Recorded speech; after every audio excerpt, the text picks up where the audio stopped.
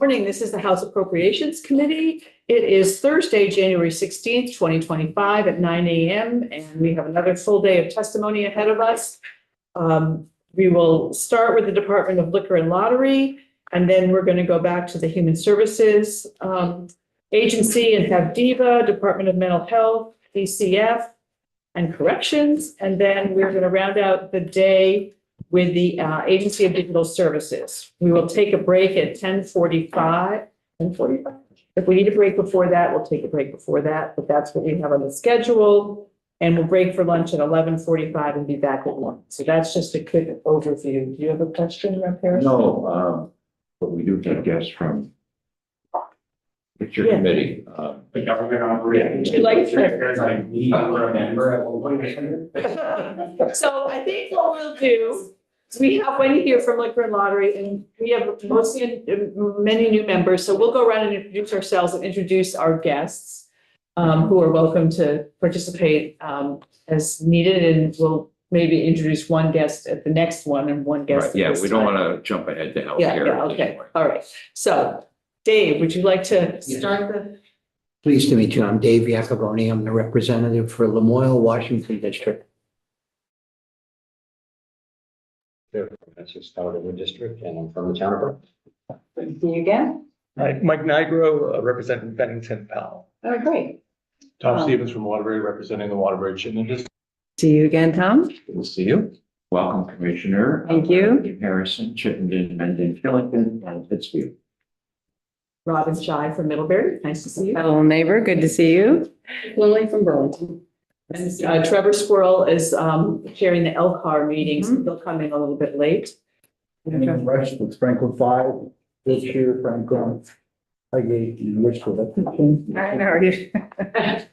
Lynn Dickinson, I represent Spinal staff. Good to see you again. And Mike Ricky is in the other seat. Okay. I know Mike. Sitting too. Great. So for the record, my name is Wendy Knight. I'm the Commissioner of the Department of Liquor and Lottery. Oh, and Wendy, wait a second. Yes. Sorry. Sorry, yes. Want to introduce yourself? And Representative Matt Barrow, I chair the House Government Relations Affairs Committee. We work on the vision. Representative Boyd is here with me. I'm representing the superintendent of the 103 And this is Jim's Rep. Harrison's budget. So that's who you guess. my budget liaison. So Wendy Knight, Commissioner of the Department of Liquor and Lottery. For those that are new to this committee or state government, the Liquor and Lottery Department is given the authority by the state to run two businesses. We run the Vermont Lottery and we run the Division of Liquor Control. Vermont is a control state, so the only way that anyone is able to purchase distilled spirits is through an 802 Spirits store. That includes the bars and the restaurants, and includes walk-in customers. The third business that we regulate is online sports wagering. That was launched in January, and so that's another piece of our portfolio. Just to give you a sense of what we do. So basically we have a dual mission, which is one is to generate revenue for the education and the general fund. And then also it's to promote responsible consumption, gaming, in terms of selling and serving alcohol, and in terms of engaging in gaming. So we always carry that dual mission with us, which is commerce and public safety. So it's an interesting department because we are actually generating a revenue for the state, and we are running businesses within the structure of state government. You wanted me to chat about the BAA, and I can give you what I know, which is that evidently the Liquor Control Fund has been running a deficit for at least before 2017, so predates me.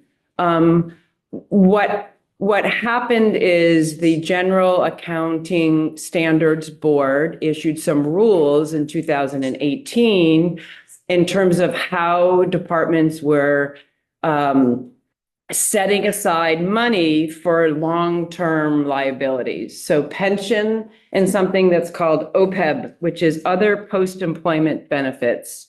So as a result of that, the department, every department, essentially, but we are starting to carry that number, and that brought us into a deficit.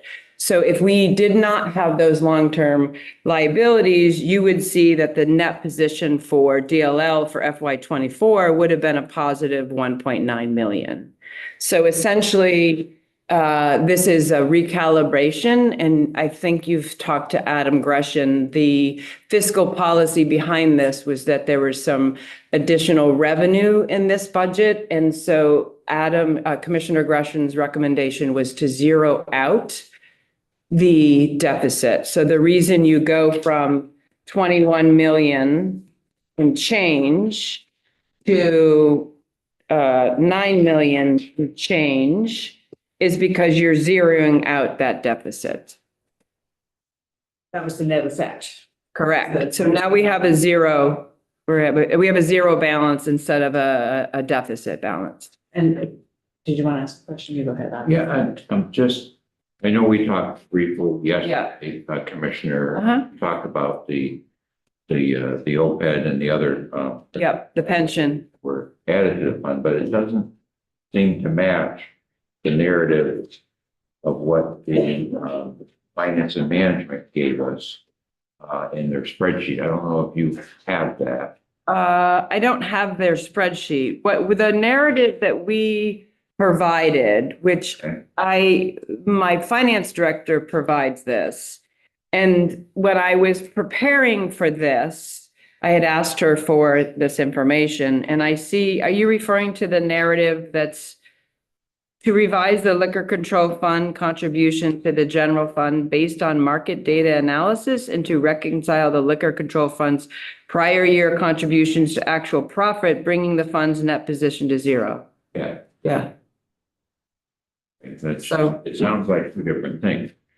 Market conditions Conditions. compensate for prior year transfers, which beyond the amount of profits earned that put the fund in a deficit. So what the commissioner kind of shared with us was that, because of statute that we had to put a certain amount over to the general fund each year, it was putting the fund in a deficit. So, Okay. so Yeah, that's why we asked yes, you to come in, because right. didn't realize that the fund was running a ongoing deficit. Correct. And what you're saying, and what you're saying may be perfectly logical, that yes, we are accounting for OPED in a different way. Right. It's a liability to the state that we're going to try to pay down over the next 15 years. And or whatever it is, but and that because you run a special fund, that liability could, yes, theoretically be assigned to that special fund, but and I would understand that, but that's not what they gave us for explanation. If I can, so there are a couple things going on. One is not discounting the other. So the OPEB, we started to take these in 2018, and that created a deficit. What Adam is referring to, Commissioner Gresham is referring to, is when we took the low alcohol RTD products, the low alcohol cocktail products. Ready to drink. Ready to drink, sorry, yes, the ready to drink, low alcohol, low ABV cocktails, and moved them to the private sector.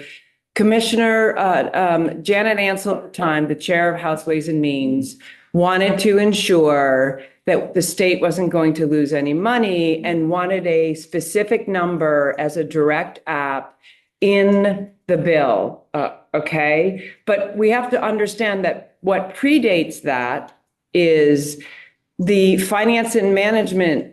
During COVID, there was a lot of sales, people were consuming alcohol, and we had a lot of revenue. And so finance and management was taking what's called a direct application based on those sales, based on the expectation that suddenly we had all of this money within the department liquor control fund, started taking a high direct app. So what precedes the 21 million and 20 million in years, let's see, I need a magnifying glass. Let's see. So we had, and after the RTDs were passed, right, we had a 21 million in FY '23, which was my first budget, right? Then we had a 21 in FY '24. What precedes that is a direct app of, I mean, we started in 2020 taking 23 million in a direct app. Then the following year was another almost 23 million. The other change that, so it wasn't just that first year when it was put into the bill where finance and management was taking over $20 million in direct app from the Liquor Control Fund. What happened in 2019, and Mr. Stevens might remember this because he was chairing the Committee of Jurisdiction at the time, there was a change in the excise tax. So the excise tax used to be 25% for the manufacturers, the distilled spirits. And because some of the Vermont manufacturers, i.e. Caledonia and Whistle Pig, were about to reach that point of over $500 million or $500,000 in sales, there was a change made that the excise tax went to 5%, not 25%. So the department at the time, I was not the commissioner, I was the commissioner of tourism and marketing. The Department of Liquor and Lottery at the time said, that's fine, we will just take it in the direct app. So it went from being 25% excise tax to 5%. And in order to not lose the money, it started going to the general fund as a direct application. I was on Ways and Means when that happened. Right. I remember that as well. Yeah, so I see three. I saw Rep. Baruch, then Harrison and Stevens. So mine's just on direct application. Can you explain that? That's a new term for me. Correct. So it's when at the begin, so it's the money that the finance and management transfers out of our liquor control fund directly into the general fund. Whereas on the lottery side, the transfers happen every month. So on the lottery side, the direct transfer, the direct app that takes place on the liquor fund takes place at the beginning of the fiscal. And it's based on projections that are developed during the budget cycle and the policy development cycle that happened 6 months before. So you can imagine that suddenly July comes and they're taking a specific dollar amount out of the fund. We haven't even begun to have the year yet. So you can see how you might end up with a deficit, right? There's no truing up on it. We've been running evidently deficits year after year. I don't remember hearing that we'd ever been on a deficit. That's in 4 years on this committee, that's the first I've ever heard of the deficit. So my question is, last fiscal year, Mhm. what was your net? Forget the transfer. What was your net in the enterprise fund? So we ended, give me a second. The carry forward just for that year. Okay, so FY '24, our revenue was 102,816,703, right? 102 million change. Sure. Our expenses were 82 million and change. The direct app was 21.2 million. We ended up with an operating income, FY '24 operating income was negative 1 million. Those numbers don't add up. I am just, because you're starting with a deficit of, you're starting with a balance of negative 5.8. That was what we wanted to know. Correct. So you're starting with a negative 5.8, and then you have those numbers and you end up with an operating loss of $1 million. Okay, so now we're up to 6 million. So then I'm starting FY '25, yep, with 6.9, almost 7 million as a deficit. Okay, And then we're estimating this year's revenue lower than last year's revenue. okay. And the reason for that, and I think that's what speaks to this market data, whatever we're talking about here, market data analysis. It just means what's happening in the market, which is people are consuming less alcohol and our sales are going down. So that's why we end up with less estimated revenue this year than last year. And ready to drink is off the table for you. But that has no impact on our revenue. That has not negatively impacted the revenue. If you had them, though, you'd have more revenue. Potentially, but we've not lost revenue. That's what. Done. Right. Okay, no, The revenue is because the revenue loss is not, the year that RTDs moved out, we actually had more revenue. okay. So, yes, My question is. yes. Obviously, now we have a structural problem because I believe, still have in statute that we have. No. We don't have No. that? That was changed? Correct. It was just the first 2 years of the direct app. Okay, so Can you finish your sentence, please? You were saying, You just keep going. Sorry, we're speaking shorthand. yes, no, you knew what he was talking about. Yes, but we don't. Sorry. What was your question? no, we had a certain percentage that you talked about, Chair Ansel had wanted to insure. So that language is gone, that sunsetted? So the monies were allocated for the first 2 years. The direct app amounts were specified for the first 2 years. So now we just try to estimate what it is you're going to earn bottom line. And that's what we do for transfer. And it sounds like we've been underestimating for the last few years. We've been overestimating. Being what the- Correct. That's correct. Underestimating your income, your net income. I think we've been, so again, prior to me, the way it was done, the budget development was done and the expectations for the projections was based on a 3% increase. So the department assumed that every year we would see a 2 or 3% increase, and the projection was taken based on that 3% increase. So you have, here's the fiscal ended, here's the revenue. We're going to project that next year is going to be an additional 3%. You provide for us. Go back the last 5 years.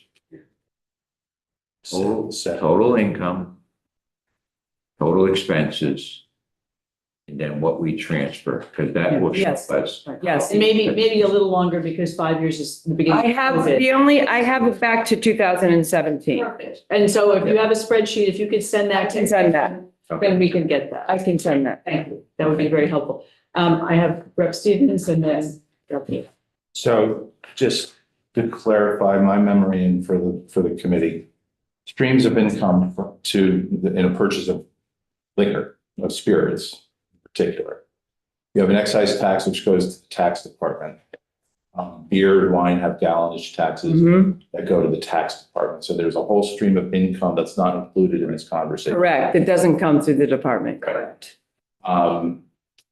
When we changed from the 25 to 5%, that was a constitutional issue. Interstate commerce, essentially, we had to change because we were charging somebody else from out of state. I mean, almost all of our liquor producers were small by our statute. So we had to change it. There wasn't any question as opposed to the RTDs, which we negotiated back and forth on the Right. expert. But the point would be that the goal was if a bottle of alcohol, say vodka, costs $30, and at one point the tax was 25%. The workaround for that was that the department was going to say, okay, if it's only 5% taxes, then we're going to increase our markup, which is what goes into the enterprise fund. That's our profit. And that's what we're talking about with this fund is this is liquor. These are profits derived from the sale of spirits. Correct. And by the time we switched to RTDs became, there was a conversation about losing excise tax because we had to start charging alcohol in RTDs by the gallon. Correct. Because we which created a new also category. Created the difficulty with the tax department, but it was also meant to, and I don't know if it happened, that the markup was supposed to take care of, like to the consumer, it wouldn't matter whether 5% Right. or 25% was being charged, Right. or whether our markup was going to be the net income was to the state, not necessarily to the funds, the tax fund, or that was the complication that existed with those discussions. Right. Good job. Leading right And you off. So, remembered it. so the question, so, and I'm just, the last piece of this though, is if I heard you correctly, the $11 million that's been building up over time of a liability towards pensions and OPEB is related to an exterior order to start booking those costs differently. I mean, everything's Yeah. gotten Yeah. more intensely necessary, so. Are you talking about the long-term liabilities? Well, you just mentioned that Yes. this gap of $11 million was largely due to OPEB and a pension. GASB Yes. regulation. Yes, And so That- that's different from, like, the sales things will show us something. The Mhm. question is, for me, is like, how are you taking care, or how is the department taking care of those obligations? Because every government has an issue with how they book things like this. So the question is, like, I think to our conversation, of what does the $11 million mean? And does all this other data matter to the discussion Well, of if we where this zero it 11 out, are we gonna have the same problem next year? So, yeah, no, because we wouldn't, the way my finance director, we're recalibrating the net profit. So now moving forward, we have a zero deficit, with zeroed out, there is no deficit. And so then what you would do is you take your revenue, less your expense, less your long-term liabilities, and that gives you the calculation for the net profit. So it's gonna go down, I guess, for what we're gonna get in direct. Transfer to the Right. general. Correct, it's not gonna be 21 million. 21 million or 23 million or, you know, what it's been in prior years. Okay, yes. And so I'm gonna let other people ask, I think Rep. LaRouche and then Krasinska and then Dickinson.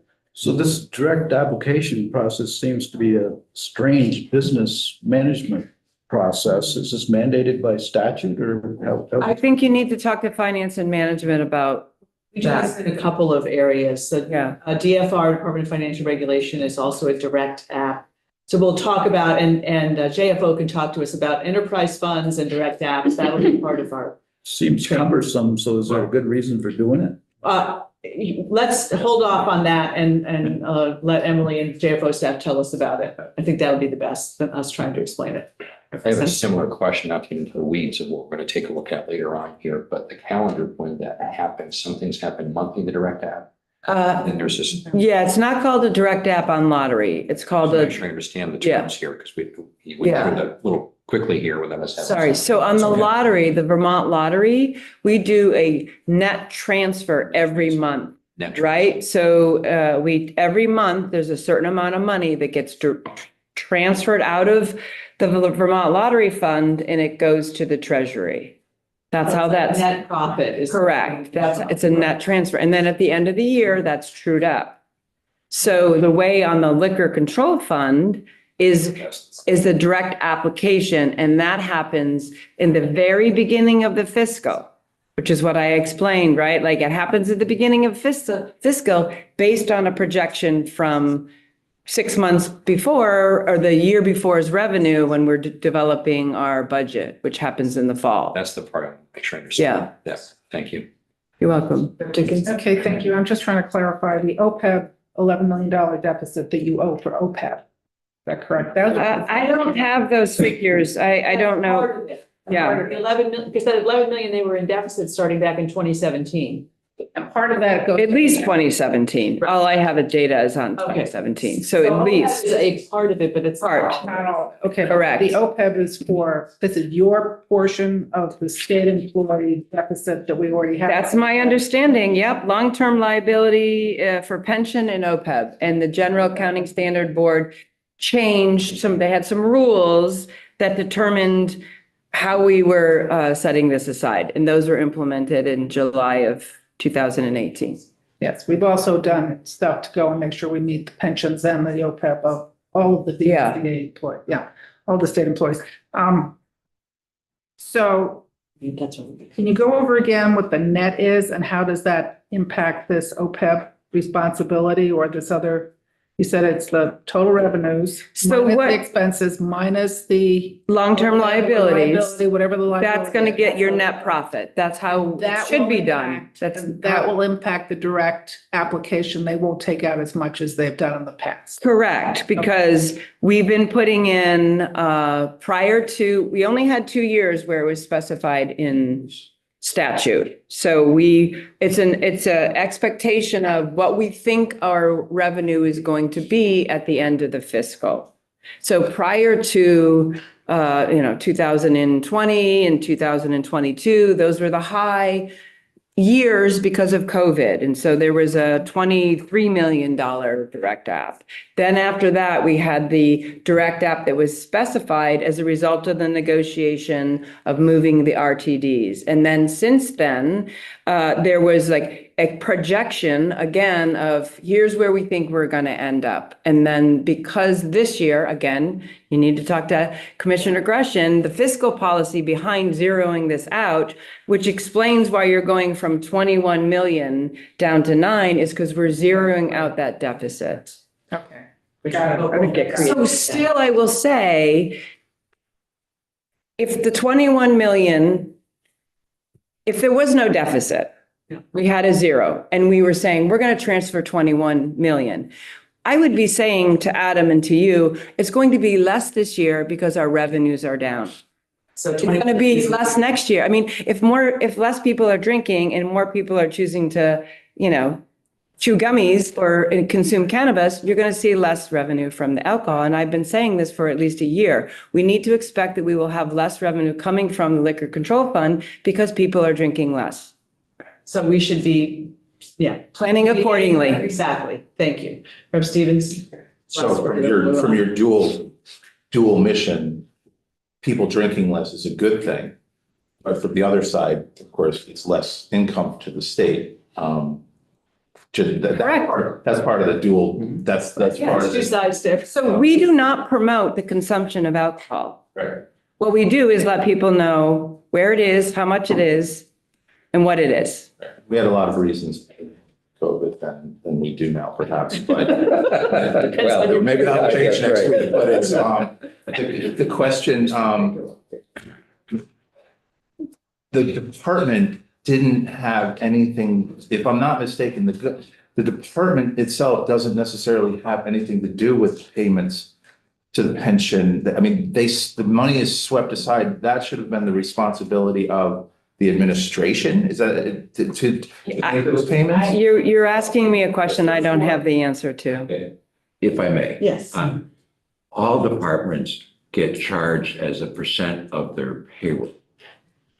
So when you go through the worksheets, you'll see that, there's a certain percentage which has increased as we're trying to put money aside for OPED and others. So it increases basically their expenses. Right, but that's them taking either the overhead on their budget, or again, what the government, what the administration, or what the DFR, not DFR, Right. finance is taking the money. They were responsible for making those premium payments into the pensions, not Right, the that's actual right. commissioners of But it PLL. gets charged out to the different. Correct. And then it means that we are carrying, my finance director says, if there were no long-term liability reporting requirements, FY24 budget our FY24 net position would be a 1.9 million in the positive.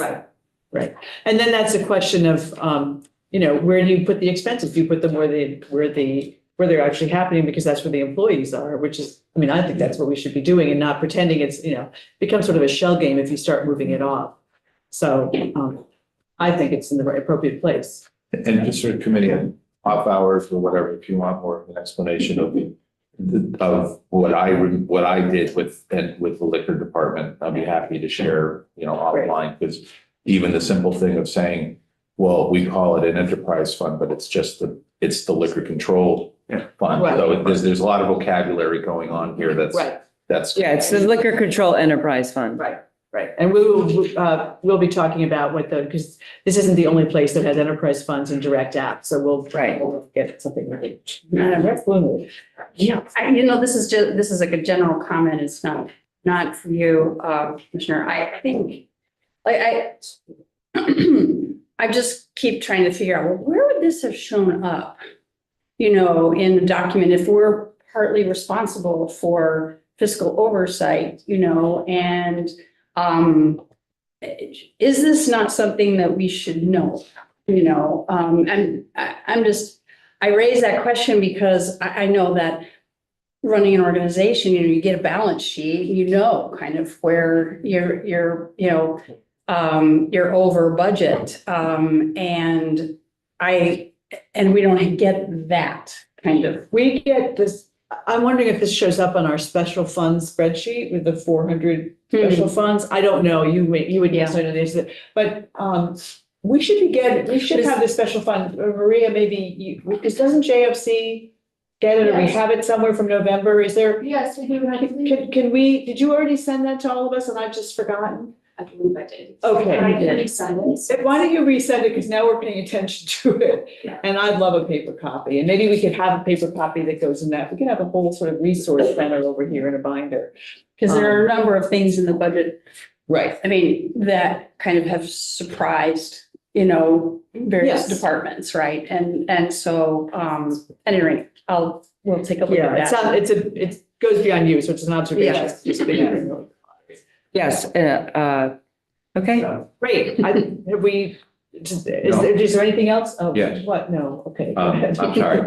Just one quick comment. Yes, You mentioned cannabis, yes, and for Representative Rose, that's an area where the revenues have exceeded. So we have in this an additional transfer, whereas perhaps liquor lost, the Right. Finance and Management is recommending we take more money out of their fund because the net profits were higher. But there's one other adjustment here yes. on the sports. Sports wagering, yes. If you could. Yes, I can quickly talk, I certainly can. Why Yep. we ran into the same issue there. We had projected to transfer more than what is available. So the way the projections, how they changed is we launched it in January. And so FY '24, we had 6 months worth of revenue share. We had projected 3.2, we ended up with 3.5. So for FY '24, we had 3.5. Million. 3.5 million, sorry, yes. Okay. And so we projected, okay, well, if you take half of year 3.5, let's assume we're going to have 7 million for a full year. So FY '25, we projected 7 million. What we started to see in July is that the percentage of the payouts, right, the winning payouts was more than we had been seeing. So you have what's called a handle, the gross receipts. This is all the amount of money that's wagered, less the amount of money people win, less taxes, you end up with adjusted gross revenue, and that our share comes from that. What we were seeing is that the winning payouts were more. I've been seeing that. We've been seeing winning payouts, and that's because apparently people are wagering and they're winning their bets. Great for the players, right? It means the state actually earns less money. It doesn't mean through the sports betting revenue share. Now, if those are Vermonters that are winning payouts, depending on how much they win, they're going to need to pay income tax, or they're going to take that money and they're going to buy a bedroom set or go out to eat. It gets circulated, one assumes, into the economy. But it means for us that I had to start looking at, are we going to make our $7 million projection that we've said? And based on what I was seeing and based on the math, so if we look at 3.5 for January to June, I'm looking at this year, the first 6 months of FY '25, we're at 2.6 million. So I add that and I get 6.1 million. So that's why we adjusted it down from 7 million to 6.1. Rep. Harrison and Stevens. Okay, so maybe I should know the answer, but I don't. Is our agreements with the various forums, Operators? is it based on their total revenue, or is it based on their net revenue after winnings? It's net revenue. It's adjusted gross sports wagering revenue. That's the number that we apply the percentage that we were able to negotiate with the operators. So we have, it's roughly 31%. You have 3 operators, and depending on the composition of people who are betting under those platforms, every month you take the revenue share and you apply whatever the composition of the percentage is, 31.9%, and that's what you end up with the monthly revenue share. And that gets transferred to the general fund on a monthly basis. And I assume we have some mechanism for auditing that. Yes, we do. Do you have a question? Yeah, can I do rough math? So 800, the number was like almost $900,000 in the adjustment, right?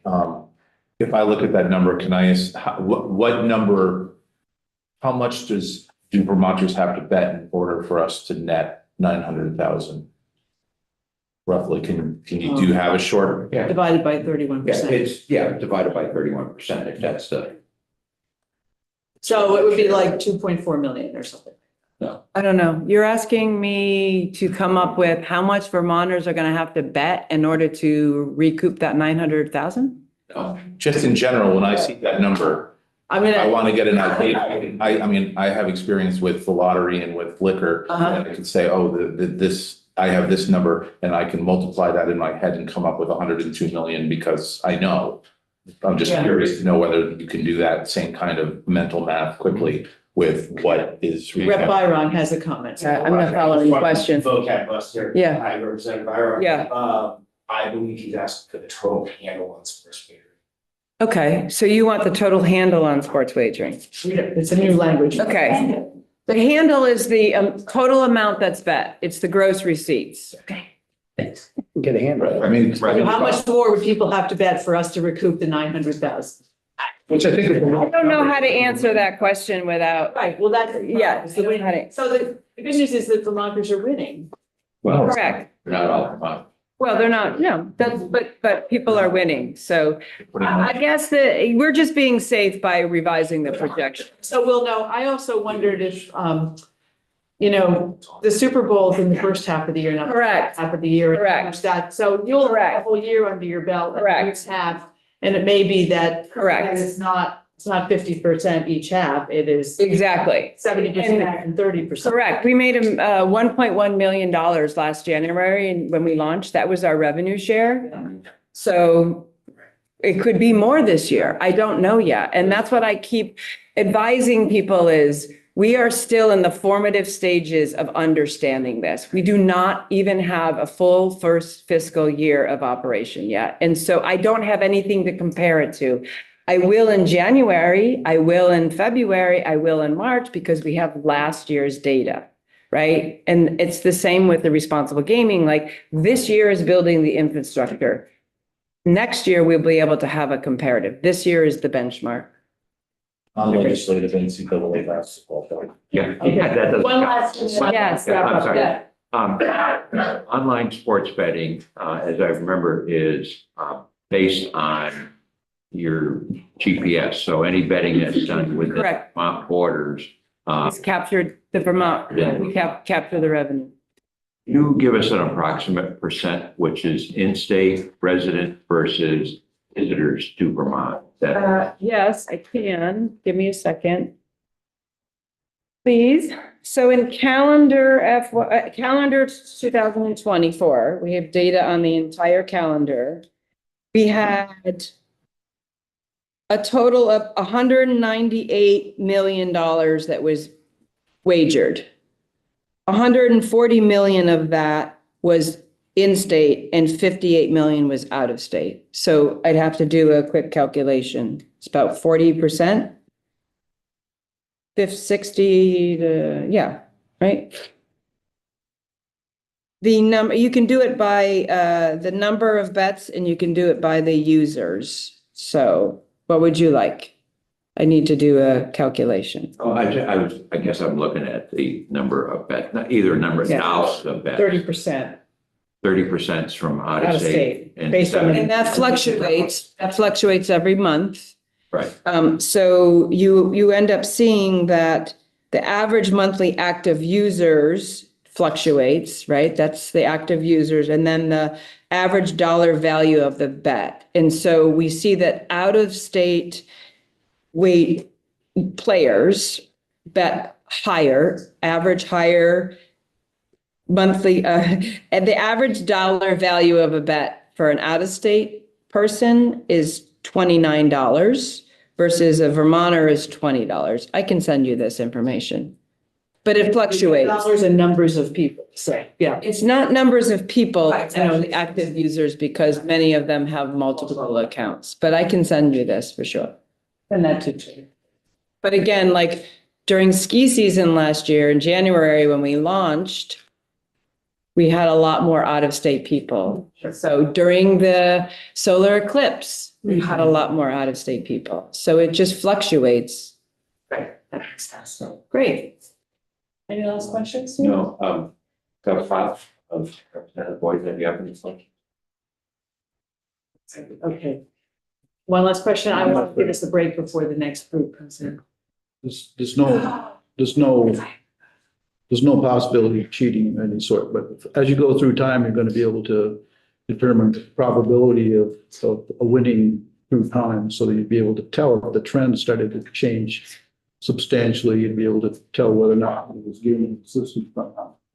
You mean on sportsbook? Yeah, and the sports operators have very robust fraud detection units. They don't want to lose money more than we do, so. That's their job. Yeah. Did you say you forgot something? I had an interview at 9:30 that I Oh. almost forgot about. I didn't forget to tell. For a new director of policy, so I'm anxious to have a new director because I'm wearing multiple hats here, okay? All right. Thank you very much. Thank you. We appreciate it. My pleasure. Committee, and we're going to take a quick 5-minute break. Well, let's be here at 10 before 10 of, it's 9:42 right now. So